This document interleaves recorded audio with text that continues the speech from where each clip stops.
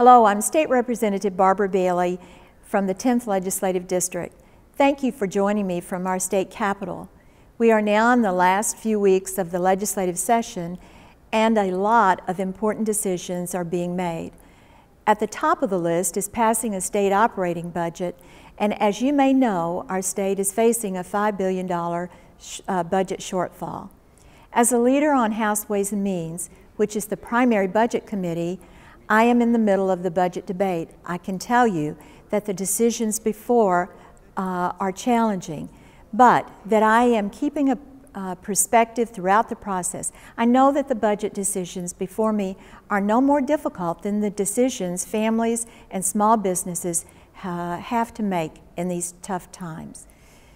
This year has been unique in that two separate and distinct budget proposals have been proposed by the House Republicans and Democrats, and these plans were released this week. I'm part of the House Republican budget team that began putting together solutions last year, knowing that we would have to reset, reform, and reshape state government this year. We set principles very early to help guide our decisions, and we pledged to stick by them no matter how difficult the negotiations became. Our first principle is simple but important. We will not support any new tax increases. We feel the best way to increase state revenue is to increase economic activity. And we have put several solutions forward to strengthen our economy. Our second principle is for our state to return to a priorities of government budgeting model. And we see our state's top priorities as K-12 education, public safety, and caring for our most vulnerable citizens.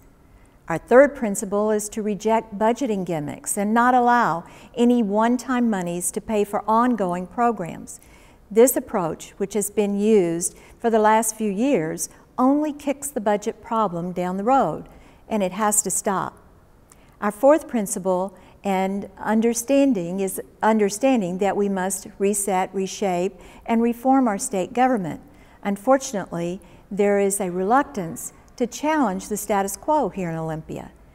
We must look at how every state program and service is delivered and ask if it is needed, and if so, can it be done more efficiently?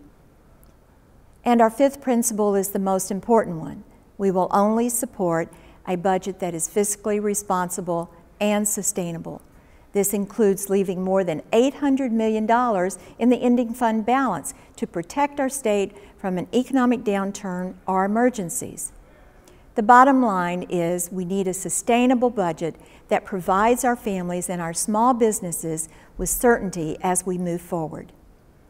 Now, House Republicans shared their principles and priorities and solutions with the majority party, and I'm happy to say we found a lot of common ground and compromise.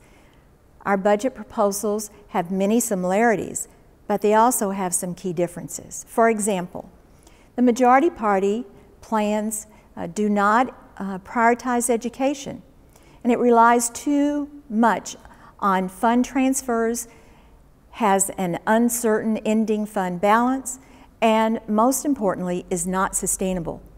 The House Republican plan sets priorities, it reforms state government, leaves a strong ending fund balance, and provides the sustainability needed to set our state up for economic prosperity. If you would like to see a side-by-side comparison of the two plans, I invite you to contact me. While we often hear about one-party control in Olympia, please know that there are other options and solutions on the table to address our state's problems, and you have a voice in the final outcomes. Well, unfortunately, this is all the time I have with you today. I appreciate you taking time out of your busy schedule to be with me.